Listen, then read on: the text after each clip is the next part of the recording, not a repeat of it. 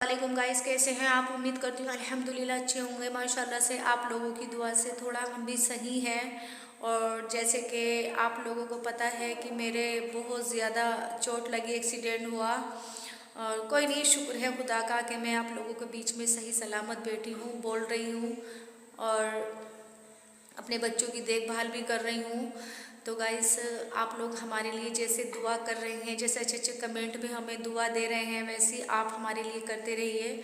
और हम भी आप सबके लिए दुआ करते हैं अल्लाह से कि अल्लाह ताला हमारे जितने भी मुस्लिम भाई बहन हैं सबकी दुआ, नेकी जायज़ तमन्ना दुआ कबूल फरमाए और सबको नेक रास्ते पे चलने की तौफीक अदा फरमाए। तो गाइस, बस आपसे मेरी एक ही गुजारिश है कि आप लोग हमारा ऐसे ही प्यार सपोर्ट बनाए रखिए ताकि हम आगे बढ़ सके और कुछ हासिल कर सके। सिर्फ अपने मजहब को लेकर के हमें कुछ और नहीं चाहिए। हमें सिर्फ अपना ईमान, अपना दीन, हमें अल्लाह की इबादत, अपने प्यारे मोहम्मद सल्लल्लाहु ताला अलैहि वसल्लम की सुन्नतों पे चलना है।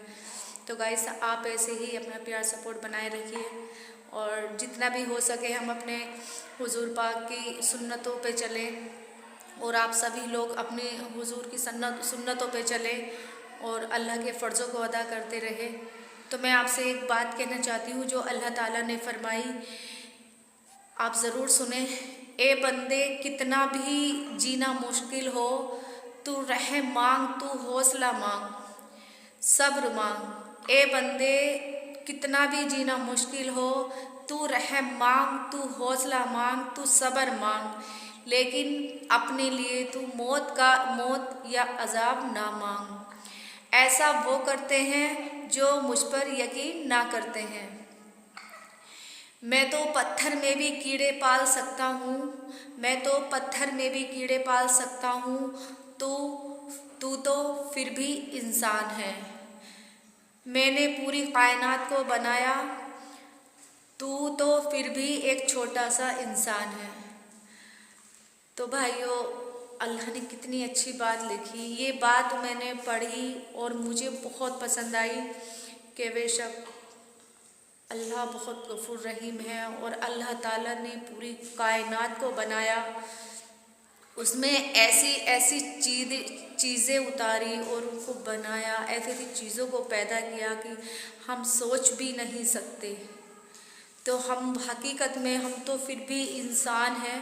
अल्लाह ताला ने पत्थरों में भी कीड़ों को पाला, तो उस रब का मैं शुक्र अदा करती हूँ, लाख लाख बार शुक्र अदा करूँगी। ये मेरे मौला, मेरे रब्बुल इज़्ज़त आलमीन, तूने मुझे अपनी बारगाह में लिया, तूने मुझे अपनी इबादत करने का मौका दिया। मेरे अल्लाह, तूने मुझे एक काफिर के घर में पैदा किया और तूने फिर उसके बाद में मुझे अपनी बारगाह में कबूल लिया। मेरे मौला, मैं बहुत खुश नसीब हूँ, मैं बहुत ज़्यादा खुश नसीब हूँ।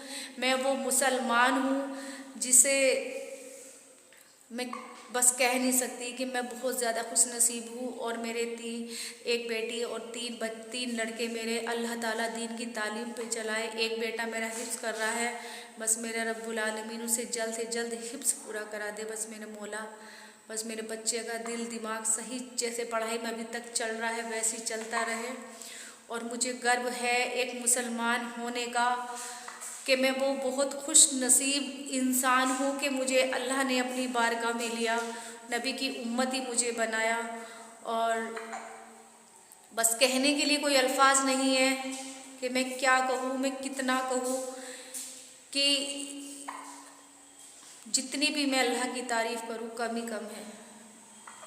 तो मेरे भाइयों, अपने घर में दीन ज़्यादा से ज़्यादा फैलाए और दीन जितना हो सके उतना मुकम्मल करे, इतना हासिल करे कि अपने आने वाले बच्चों को, अपनी पीढ़ियों को दीन पे रास्ते पे चलने की तौफीक दे। बस उनको, बस मेरे भाइयों, अपने घर को अच्छा बनाए, अच्छे माहौल से चलाए घर को, दीनियाती घर बनाए अपना।